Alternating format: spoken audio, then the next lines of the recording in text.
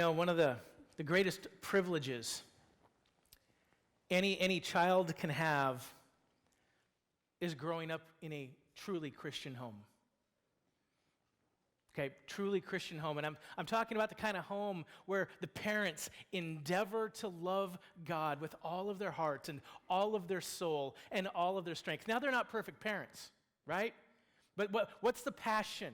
I want to honor God. I want to love God. They're trying to love their neighbors as themselves. They're not just putting on a show.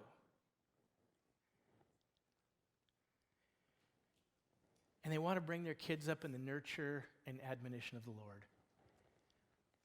That's a privilege.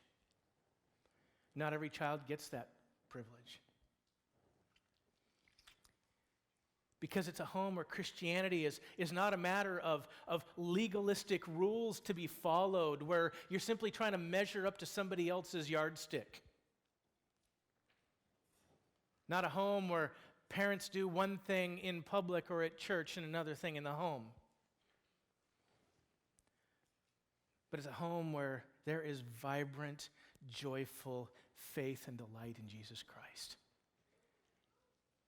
No greater privilege. But this wonderful privilege can also be an incredible danger. In that faithless familiarity can breed everything from open contempt to just confident callousness. See what I mean by this is on one hand, like, contempt is easy to identify in kids. When they're just pushing back against everything, we see that clearly. But confident callousness can be very deceptive.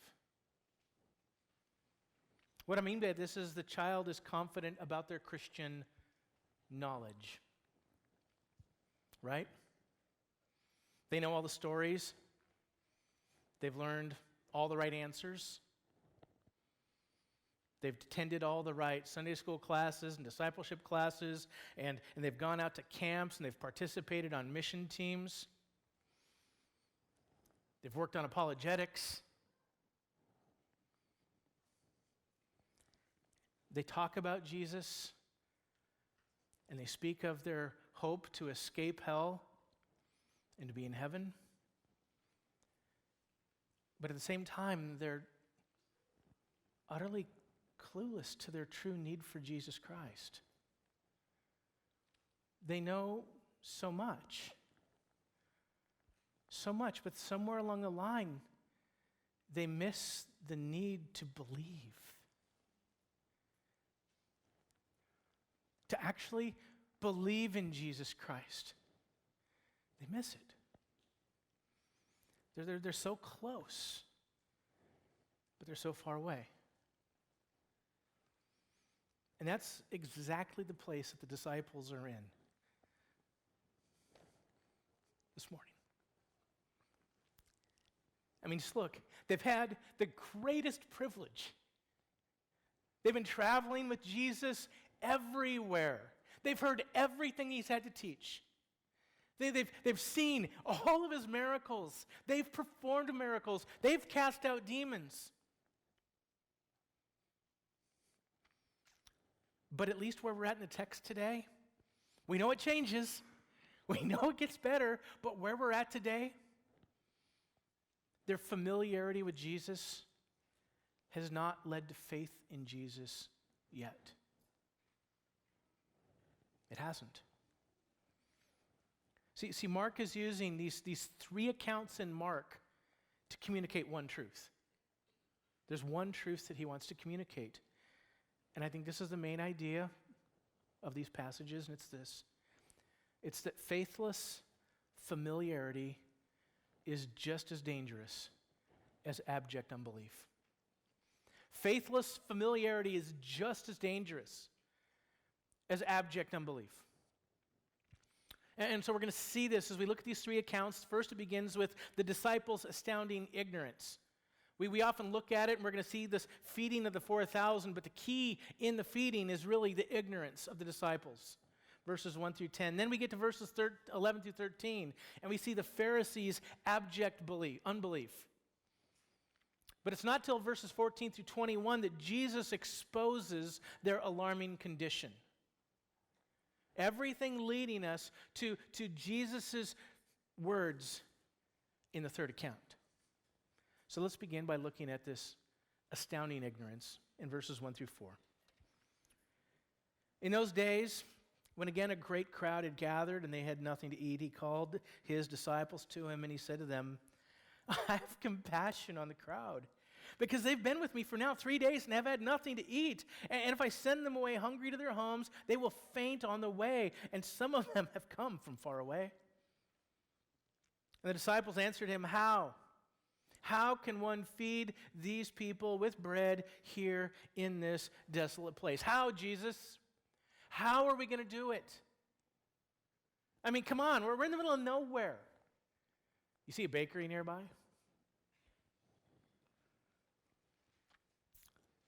But as we walk through this, let me point out a couple things before we get to the miracle. Now, number one, I want to point out that we see continuing compassion. In the first feeding, the feeding of the 5,000, we saw Jesus show his compassion on the crowd. We see Jesus' compassion here. But the important difference between these two miracles is that in this account, the feeding of the 4,000, that he's not feeding Israelites, he's feeding Gentiles. And you might read through that and go, wait a minute, Mark, I didn't see him say he was feeding Gentiles. But if you notice, it opens in those days. Where was Jesus last week in the previous text? He was in the region of the Decapolis. In those days, in the time when Jesus is in the region of the Decapolis, he's in Gentile country. So he's had this entire audience of Gentiles for 3 days, and he's feeding them. And he has compassion on them. The second thing that I want to pull out is that in the first account, Jesus had the crowd with him for most of a day, 1 day. Here he's had this group for 3 days in the wilderness. See, Jesus' ministry to these Gentiles isn't just a mere afterthought. It's intentional. It's deliberate. He's not disgusted by their social status, their religious uncleanliness. He's not disgusted by their sin and the idolatry they're living in. He's ministering to them. And at the same time, they're absolutely captivated. 3 days. 3 days in the middle of nowhere listening to Jesus teach. See, Jesus isn't just giving them crumbs from the table, hooking us back to 2 accounts previous with the Syrophoenician woman, saying, hey, my daughter's demon-possessed. Jesus, he gives that whole illustration of dogs not getting the food off the children's table, and she's like, hey, the dogs get to eat the crumbs. Jesus isn't dealing in crumbs. 3 days. And it's going to conclude with a banquet of bread and fish. No crumbs. They're getting the full meal deal. But as we look at some similarities, I also want to point out some differences. There's kind of a bit of a contrast in this miracle and the miracle of the 5,000. See, in the first feeding, Jesus had compassion on his Jewish audience. Why? Because they were like sheep without a shepherd. His compassion in the first instance isn't about their hunger. It's about their spiritual need. The shepherding he's talking about here is the religious leaders who aren't teaching them as they ought to be taught, who aren't pointing them towards God. They're aimless, and they think that God really enjoys and desires his people to be pursuing a list of rules. So because they were like sheep without a shepherd, and he had compassion on them, he began to teach them. That's what he did. His compassion led to his teaching. Their greatest need was spiritual instruction. In fact, in the first miracle, Jesus doesn't even raise the issue of food to begin with. The disciples raise the issue. But we get here to this miracle that we're at today, and Jesus has compassion on his Gentile audience. The same exact word, that heartfelt movement where Jesus hurts for them. Same word. But here it's after 3 days of teaching, and you know what? It's for their physical need. They have a long journey home, and he doesn't think some are going to make it. See, Jesus isn't just focused on only the spiritual needs of the people. Those are prioritized, but he also cares about the physical need. And in our text today, he's the one that raises the issue of the food, which links us to the continuing theme between both of the accounts. See, the link between the two feeding miracles is that the disciples are still stumbling around in unbelief. They're still not getting it. Mark wants us to see this. You know, I mean, it's like we might excuse the feeding of the 5,000 with the disciples. When the first feeding, they haven't seen Jesus do it. They've seen him do lots of things. We can go, all right, it's the first time. They haven't seen it before. All right, well, we'll give them that one. But shouldn't this ring a bell? Hey, we're in the desert, and let's feed the people. And what's their first response? Verse 4, and the disciples answered him, how can one feed these people with bread here in the desert? It's mind-boggling. Jesus, how can we do it? I mean, in light of everything they've seen Jesus do, it's like asking, what color is the sky? What's 1 + 1? What color is snow? I mean, it's deja vu all over again. Who can feed these people in such a desolate place? The same person that fed 5,000 people in a desolate place, and that was Jesus. Instead of asking a question, they need to be putting together a search party for anybody who has leftovers of their lunch. They've already seen it. There's no reason not to go do it. And they act like it never happened. Jesus is more than able to meet every need that this crowd has.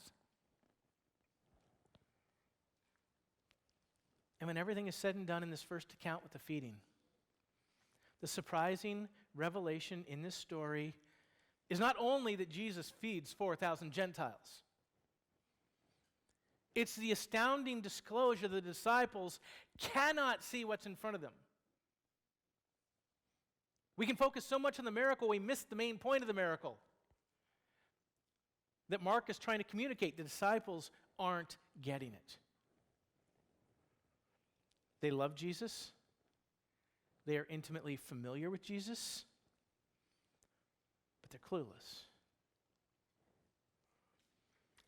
They're not very far away from Jesus' unbelieving opponents, the Pharisees.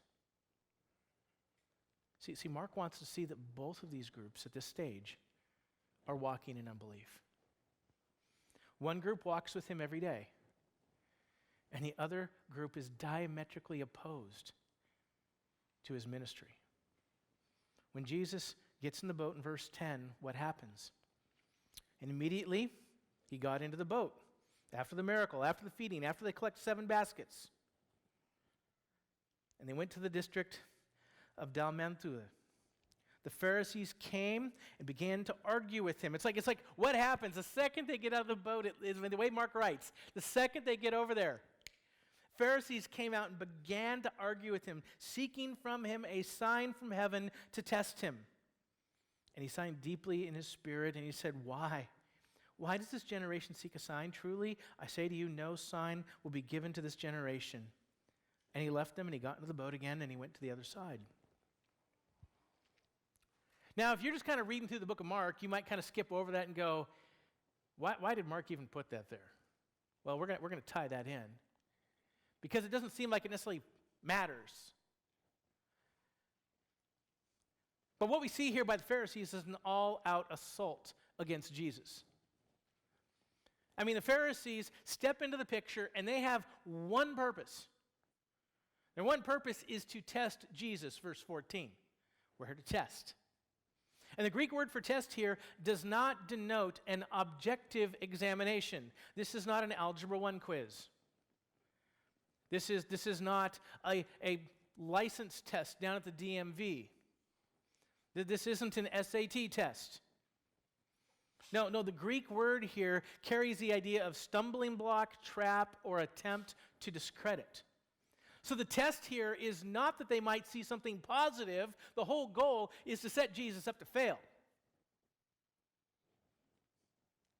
They've already rendered their judgment.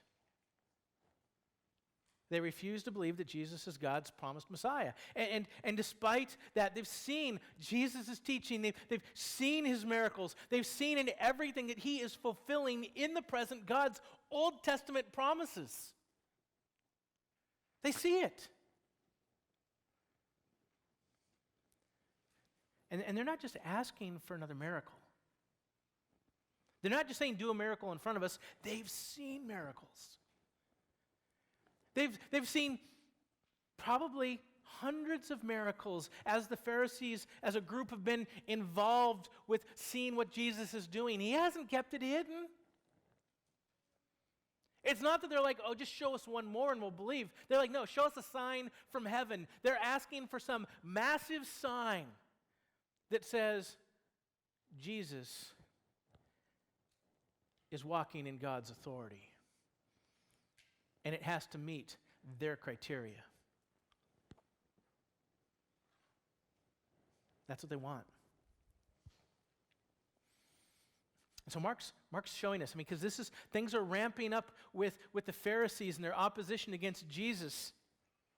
And he wants us to see that the very ones who know God the most from his word and authoritatively teach God's word to the people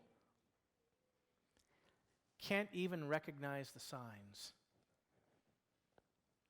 that God gave. They can't see it. They want outward, undeniable proof. They're spiritually blind. And it's amazing because they're not even following God's prescription in the law. I mean, God said, you know what? If you're not sure if a prophet's from me, here's how you know. Deuteronomy 18, 21 through 22. And if you say in your heart, how may we know the word of the Lord has not spoken? So somebody claims to be a prophet, and the listeners are saying, well, how do we know it's not from God? It sounded pretty good. Here's the answer. Verse 22, when a prophet speaks in the name of the Lord, if the word does not come to pass or come true, that is a word that the Lord has not spoken. The prophet has spoken it presumptuously, and you need not be afraid of him. In other words, prophecy is authenticated by actual fulfillment. Right? Something that many people in the church should remember these days.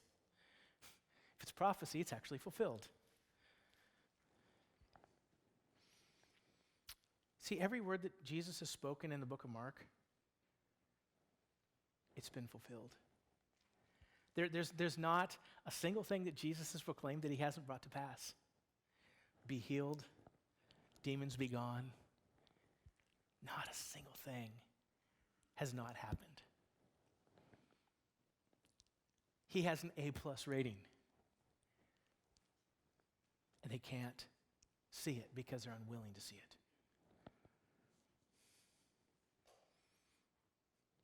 See, Jesus has already passed every test. And when Jesus says, I'm not giving you a sign, it's not that he's unwilling to show people who he is. He's saying, you've already seen everything. With everything that you've seen and with everything you know, if you can't see it already, I'm not showing anything else. Because as we go forward, Jesus is going to do more.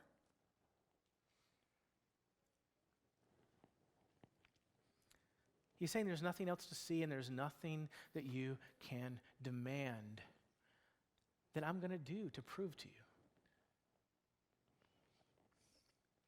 See, as one commentator notes, faith that depends on proof is not faith at all. Faith that depends on proof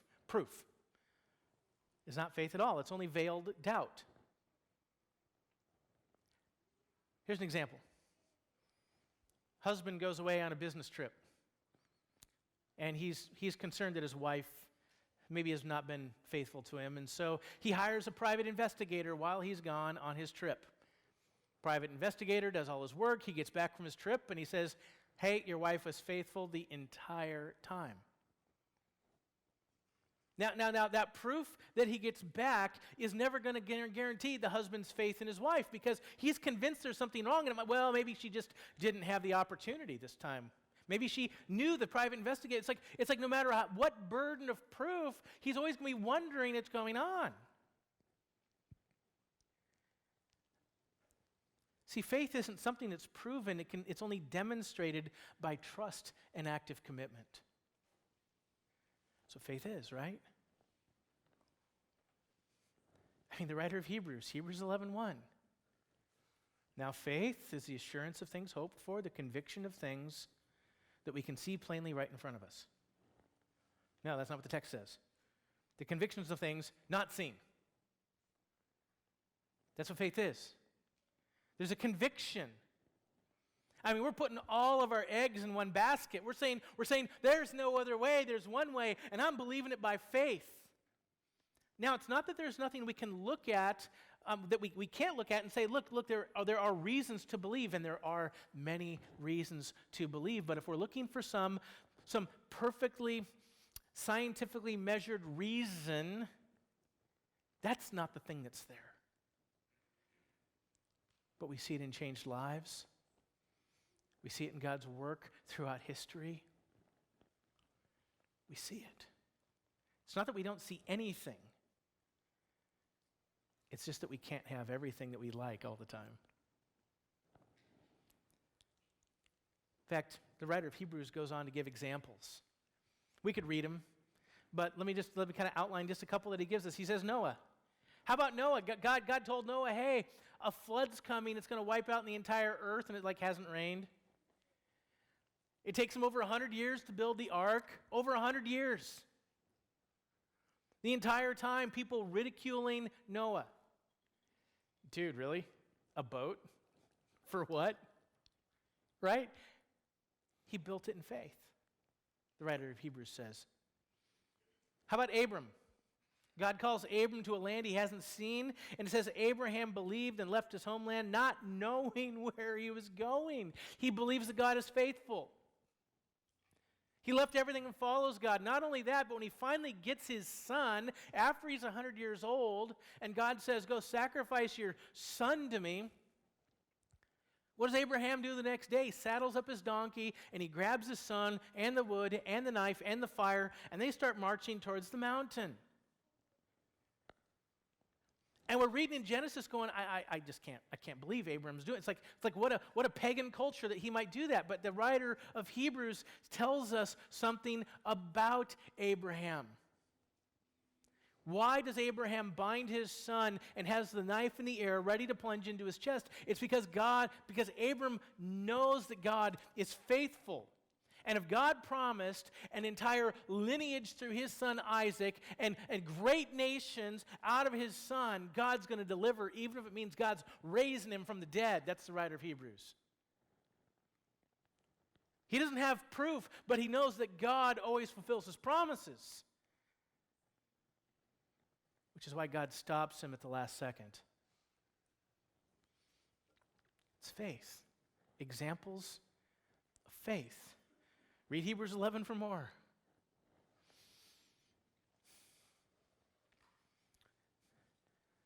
But as Jesus and his disciples get back in the boat after interacting with the Pharisees and their militant rejection and their unbelief, here's where Mark really drives the point home. They didn't leave unbelief back on the beach. Unbelief is still in the boat. Verse 14. Now they had forgotten to bring bread with them. They only had one loaf with them in the boat. And he cautioned them, saying, watch out, beware of the leaven of the Pharisees and the leaven of Herod.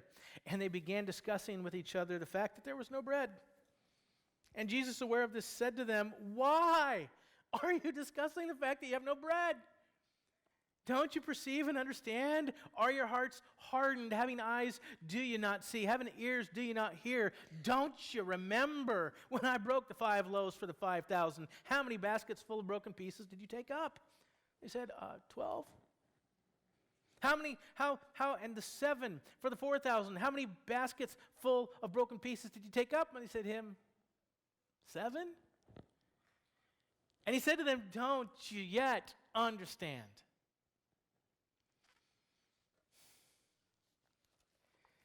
I mean, we get to the boat. First thing we got is a bread problem after 2 incredible miracles. And when they say we don't have enough bread in the boat, they didn't bring bread, but they had 1 loaf of bread. Remember, this isn't a loaf of French bread. It's not a loaf of Wonder Bread or Polsbo bread. It's like a little pita bread, okay? In fact, the Greek says they forgot to bring the breads. It's plural, meaning like a stack of pita breads. So they have 1 little pita bread. I mean, when you think about the ratio of Jesus' feeding of pita bread to person, they're still doing pretty good. They got 1, right? I mean, if Jesus can multiply the handful for the massive crowds, one's plenty for the boat, right?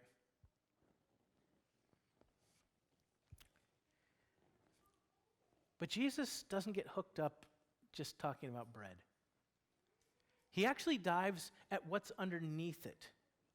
Because what we often see when we're reading through, we see what's going on the surface. It's bread, but Jesus knifes down, he goes, what's underneath all of this? And he completely hijacks the conversation. Jesus is so good at this. People ask a question, he ignores it, and makes up his own question to really get to the heart of the issue. And that's what he does here when he says, beware. Makes the statement, beware of the yeast. Beware of the leaven of Herod and the Pharisees. And when he says that, what does he mean? This is a good question. Well, what does he actually mean? So first of all, let's kind of make sure we all understand leaven. I know that my bakers in the room, they already know what's going on. But they don't have commercially produced yeast cultures that you rip open your little bag and put it in your little bread mixer and it goes. So it's all sterile, you know? I mean, leaven is not sterile yeast, right? Leaven that's a chunk of dough from last week that we left out to make sure it starts growing bacteria cultures. And it gets all funky, and it's just funky enough that when we mix it in with this week's dough, it's going to have that active ingredients in the bacteria to cause our bread to rise. Okay? So that's leaven. So it's some funky, moldy leftover from last week that we're putting into this week, so it's going to rise. In fact, the Roman historian Plutarch says this about the process. He said, leaven is itself also the product of corruption and produces corruption in the dough with which it is mixed. And altogether, the process of leavening seems to be one, he says, of putrefaction. At any rate, if it goes too far, it completely sours and spoils the dough. So this is the key. So first of all, talk about leaven. Leaven is something very small, and it's corrupt, and it's being introduced into this new fresh batch of dough. And once it goes in, it's worked in, and when it goes in, it affects everything. It affects it all. There's no unleavened and leavened lump of dough. Once the leaven goes in, everything gets mixed in. It impacts everything. Which begs the question now. What does he mean by the leaven of the Pharisees and Herod? Okay? If that's how leaven works, and when we go through the Bible, almost always it's used negatively. Leaven is almost always used in a negative sense. Well, on one hand, commentators have spilled gallons of ink on this, looking at a lot of places, but if we actually let the Gospel of Mark define it for us, and we look back at Herod, and we look at the Pharisees of the book, we can actually see that Herod and the Pharisees, though they're very different, are united in one thing. It's unbelief. Both of them don't believe. Now, they don't believe differently, and I think that's why he distinguishes them. Their unbelief is different. Herod's unbelief is different from the Pharisees' unbelief. See, in chapter 6, Herod refuses to believe John the Baptist. Now he has him imprisoned, right? And he protects them. That's the kind of the crazy thing. Herod kind of has this split personality. Imprisons him, but then he goes and listens to him. And the text tells us he listened to John the Baptist with joy. He enjoyed what he heard. Didn't understand it. He was confused, but he wanted to hear it. And then later on, he kills John because of the whole dance. And then when he hears about Jesus and all the things that are happening with Jesus' ministry, he doesn't listen to what Jesus is teaching and how John, and put together what John was saying, pointing to Jesus. He just simply, his conscience takes over, and he goes, oh, that must be John the Baptist raised from the dead. The Pharisees, on the other hand, they're different. As we already said, they have the entire Old Testament. They've witnessed his ministry. They've witnessed his miracles.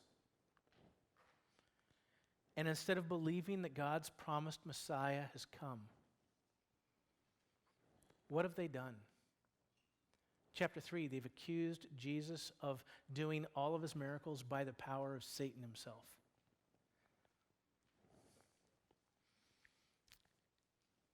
And they demand, if they're going to believe, that Jesus produced, in our text today, some magnificent heavenly phenomena that proves who Jesus is. See, as Jason Meyer observes, at first glance, Herod's response, it kind of looks better than the Pharisees. I mean, Herod actually believed the miracles were from God. He actually believes something is from God. The Pharisees thought it came from demons. Herod believed in a kind of resurrection, and the Pharisees are rejecting everything Jesus is doing as a sham.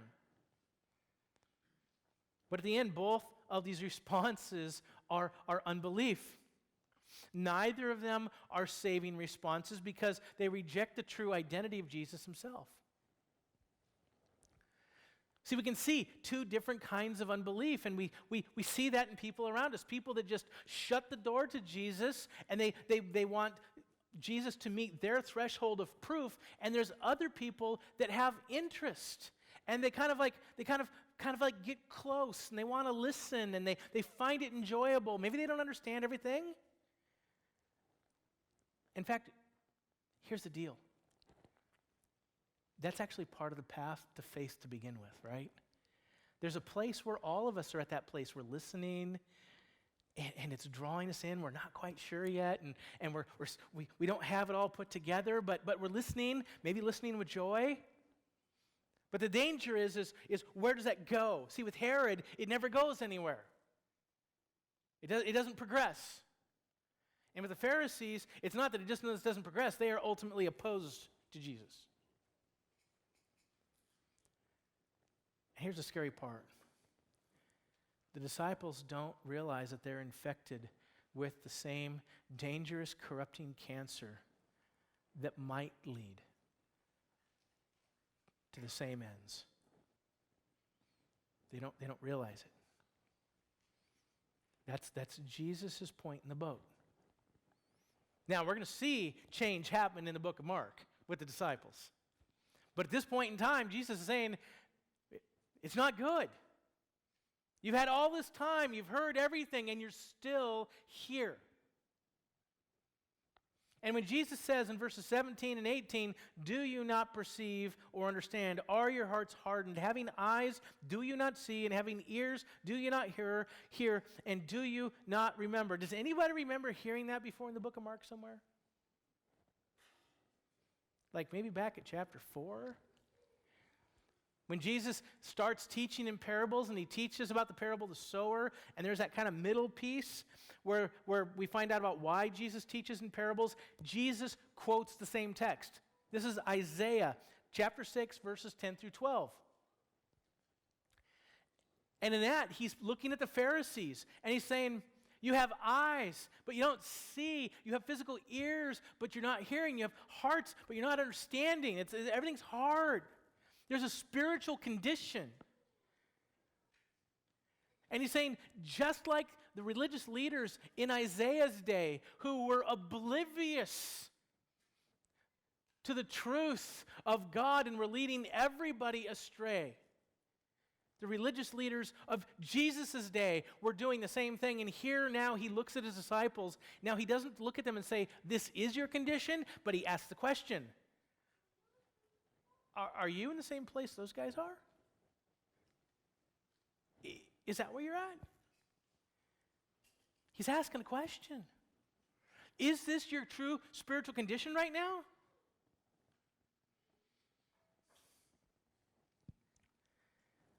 Because what's going on with the disciples?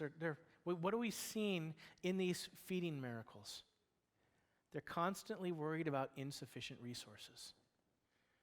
They're looking to their own ability to meet the needs. In the first one, well, it's Jesus. It's just going to take too much bread to feed the crowd. In the second one, now there's no way we can get bread here in such a deserted place. And then now they're in the boat, and they don't have bread. You see the theme building? Each time, same response. See, their anxiety over physical things like bread is preventing them from looking up and seeing who Jesus really is. They're not seeing it because they're not focused, they're not listening. They're so tied up with things that are going on so close to their face and their physical needs, they're not seeing what Jesus is doing. Their problem isn't lack of bread, their problem at its core is unbelief. Unbelief that is at this moment currently infecting every organ of their body, despite the fact that they have an intimate relationship with Jesus Christ. See, proximity to Jesus and familiarity with Jesus must grow into understanding and understanding into faith. That's where it has to go. Or else, just think about it, Judas.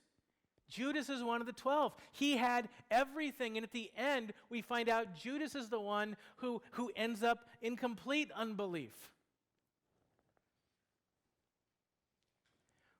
What's happening in Judas's life through the whole picture is he's being inoculated. And that's that problem of being so close to such glorious truths, whether it be the disciples or be anybody else that's growing up around things of the faith, is we can be inoculated to an extent where we're no longer impacted by the gravity.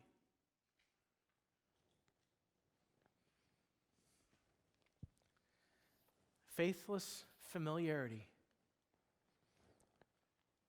is just as dangerous as abject unbelief.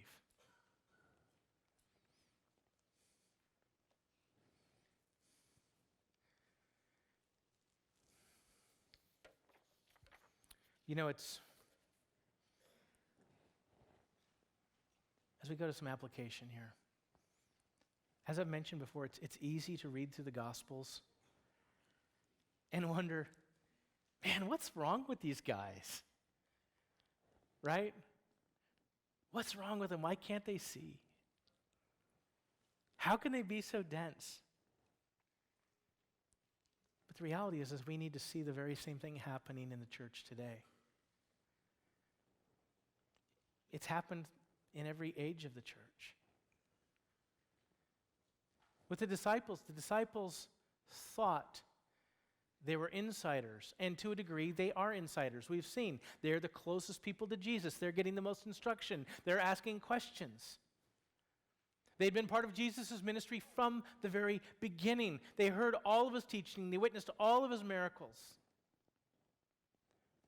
But they seem to be operating on a belief that there's some sort of privileged status just by being close.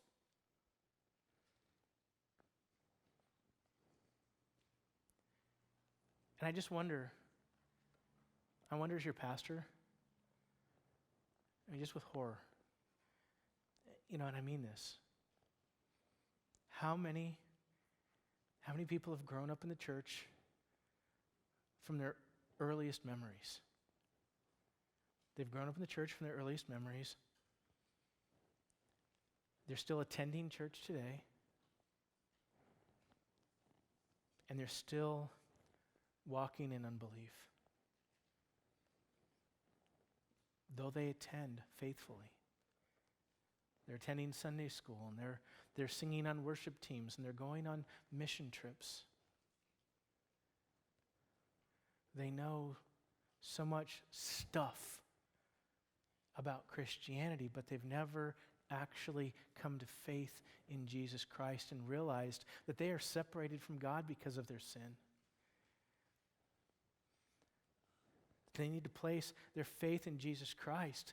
That's why Jesus came, not just to be an example on how to live a good life and to love people that have needs, even physical needs like the text today.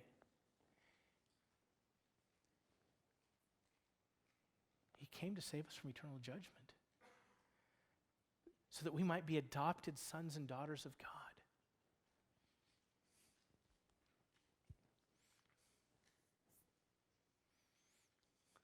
See, we need to be constantly aware.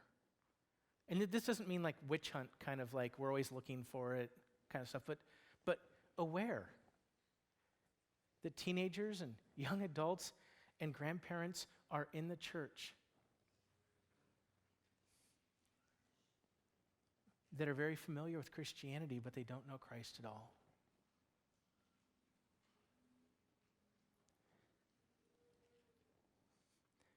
We don't become a Christian through attendance. We don't become a Christian because somebody convinced us to get baptized, because we take communion, because we finished all of our Awana memory verses. We don't become a Christian through theological or biblical or apologetic osmosis. Sometimes we can think like somebody's been here long enough, they have to have put all their ducks in a row and figured it out. This text helps us see that doesn't just happen on its own.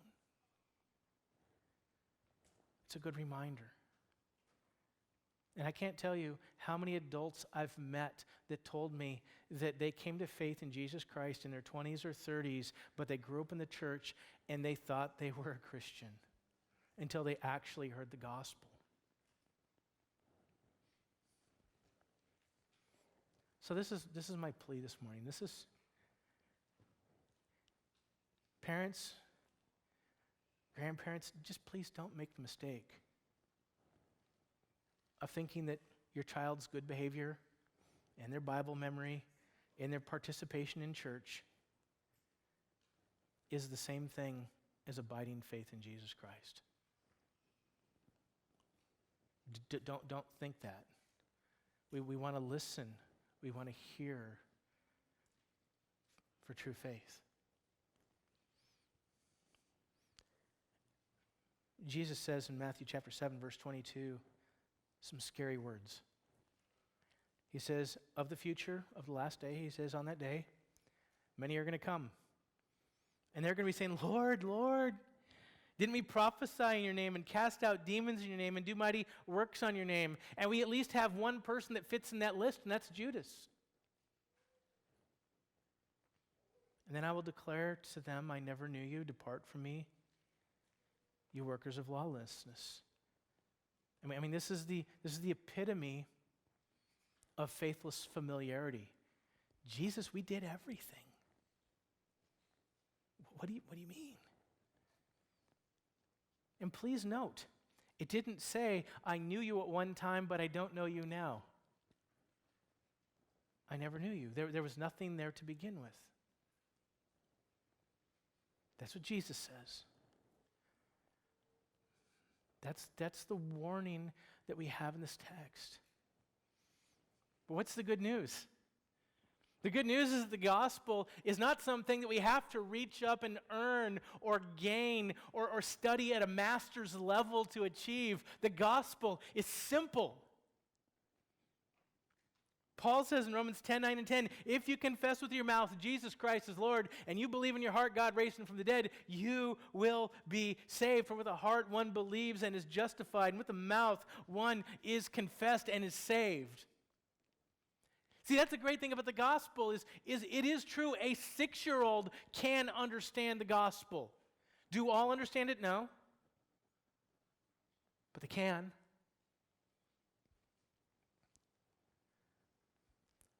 But it's always about anchoring our faith in Jesus and nothing else. That's what it is. No hope. No hope in anything. We're saying, God, I'm not going to say my sin can hold me back from you. And at the same time, I'm not going to say there's anything I can do in my life that will somehow merit favor with you and help me secure it. No, it's in you and the finished work of Jesus Christ alone. That's faith. And knowing that whatever happens in this life, through the ups and the downs and the waywardness of my heart and my backsliding, that again, it's not my obedience that's keeping me in, but it's your faithfulness. But over time, how do I know and how can I feel that I'm saved? Yes, there's the witness of the Holy Spirit in my life, but there's also perseverance in my life that no matter what happens, God keeps turning me back in faith. No matter how much I wander, he keeps turning it back in. And that's where we have hope. See, true Christians are those who have heard and believed the good news. Jesus lived, died, and rose again for your sin, for my sin. And God will forgive you. God will restore you and make you his own if you turn and you believe in Jesus. That is the call of the gospel. And if you haven't done that before, I pray today's the day. If you're not sure about it, come talk to me. I constantly place that out there, and it's always open. If you're not sure, it's better to know. Because you don't want to be deceived. Let's close in a word of prayer.